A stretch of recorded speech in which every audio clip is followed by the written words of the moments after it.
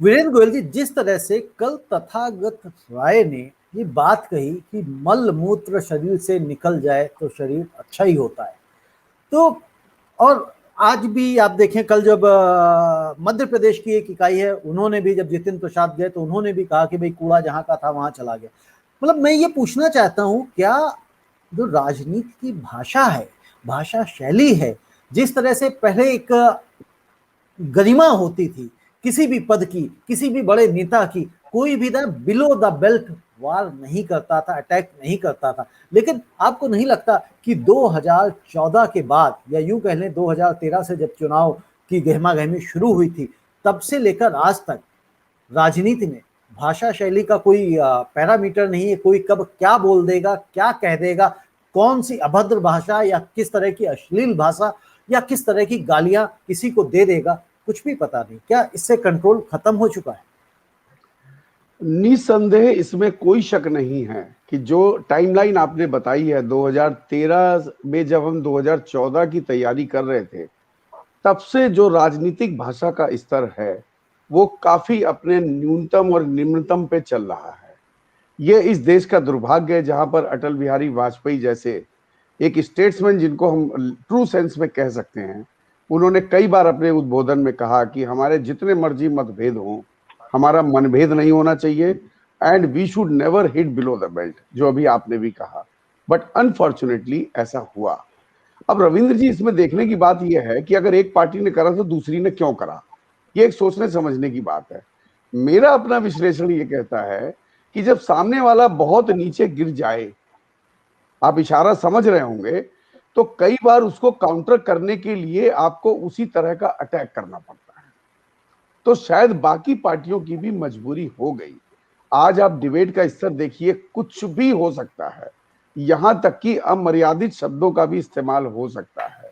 और एंकर, जो जिसको हम so called main stream media कहते हैं, वो चटकारे ले ले करके, जैसे हम लोग कभी बचपन में देखते थे, आप भी शायद कानपुर से हैं, तो कभी तीतर बटेर की लड़ाई हुआ करती थी, तो बीच में एक आदमी लड़ाता था बैठ करके।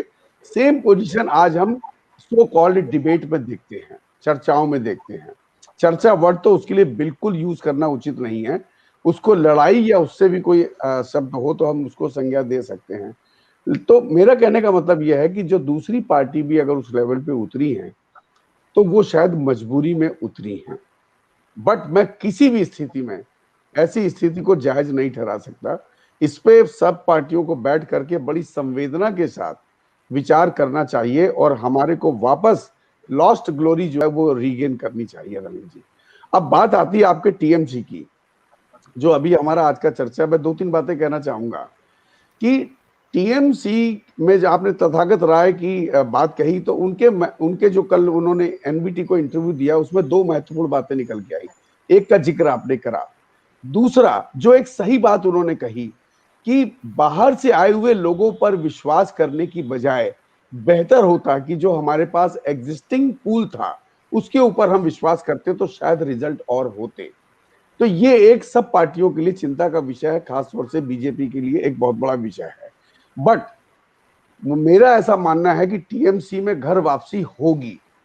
उसके दो कारण हैं। नॉर्मल कोर्स में शायद ममता जी ना लेती, लेकिन मुझे ऐसा लगता है वर्तमान परिस्थितियों को देखते हुए, जब वो पूरी तरह से, जिस तरीके से ममता जी पे अटैक हुआ, दीदी और दीदी से लेकर के बरमूडा पहनने तक की सलाह दे दी गई कि टांग दिखाने के लिए साड़ी ना उठानी पड़े, जैसे भद्दे कमेंट्स दिए गए, उस स्थिति को देखते हुए मुझे लगता है कि ममता दीदी भी कोई मौका नहीं छोड़ेंगी अपने विपक्षी को निस्तेनाबूद करने का।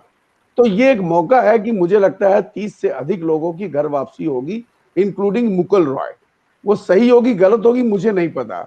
दूसरी बात, इस घटना से मैं एक पॉजिटिविटी देखता हूं, मैं निराश नहीं हूं कि जिस हाल जो तथागत राय का जो ये स्टेटमेंट आया मलमूत्र वाला, कि जो टीएमसी में वापस जा रहे हैं वो शरीर के मलमूत्र की तरह हैं, कि मलमूत्र अगर शरीर से त्याग दे तो शरीर सबल हो जाता है, निर्बल नहीं होता। इसी तरीके से हमारी पार्टी का, तो ये घटना, ये इंटरव्यू इतिहास में दर्ज होगा और बीजेपी में आने वाले दूसरी पार्टियों के लोगों के लिए एक बहुत बड़ा सबब भी होगा, ऐसा मेरा मानना है। हालांकि एक जिनके बारे में आप चर्चा करेंगे वो ऑलरेडी पार्टी बदल चुके हैं, लेकिन अब उतनी फ्रीली कोई पार्टी चेंज नहीं करेगा।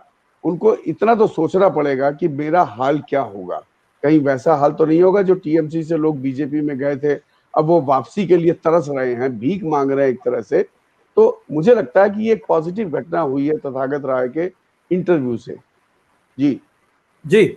अब समस्या यही है कि कितने लोग इसको पॉजिटिव लेते हैं, कितने लोग निगेटिव लेते हैं, क्योंकि हर व्यक्ति अपने आप को सबसे ज्यादा बुद्धिमान समझता है। वो सोचता है कि इसके साथ ये हो गया था, मेरे साथ ऐसा नहीं होगा, क्योंकि मैं इस तरह की रणनीतियां या इस तरह की मैं चालें या इस तरह से मैं प्लानिंग या इस तरह से मैं बातचीत करूंगा तो ये हश्र मेरा नहीं होगा, ये रविंद्र चाहे जी, एक बात राजनीतिक मैं हो बताना या कहीं भी चाहूंगा, हो।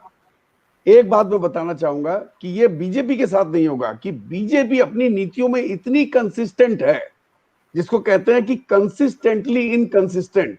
तो बीजेपी की नीति इतनी कंसिस्टेंट है कि कोई भी कहीं से आ जाएगा, उनके व्यवहार में कोई बदलाव नहीं होने वाला। अगर वो उनके लिए बेकार हो गया तो दूध में से मक्खी की तरह निकाल के फेंक देंगे। नहीं, बिल्कुल ठीक है, मैं इस बात से सहमत भी हूं, ऐसा होना भी चाहिए, क्योंकि अल्टीमेटली मैं उसकी सफलता को देख रहा हूं। तो सफलता जो उनकी हुई है, कहीं ना कहीं जो उनकी अपनी रणनीतियां हैं, जो उनके प्रिंसिपल्स हैं, उनके ऊपर ही चल रहे हैं और अडिग है, तो मैं समझता हूं वो भी एक है।